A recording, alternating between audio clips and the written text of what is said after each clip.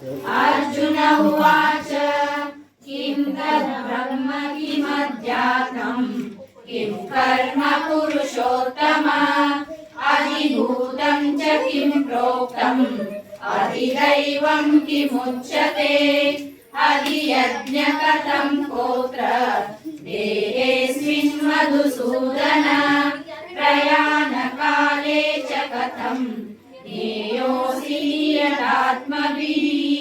श्रीभगवानुवाच अक्षरं ब्रह्म परमं स्वभावोऽध्यात्ममुच्यते भूतभावोद्भवकरः विसर्गकर्मसन्निधः आदिभूतं क्षरो भावः पुरुषश्चादिदैवतम् अधियज्ञोऽहमेवात्र देहे देहभृतां वरः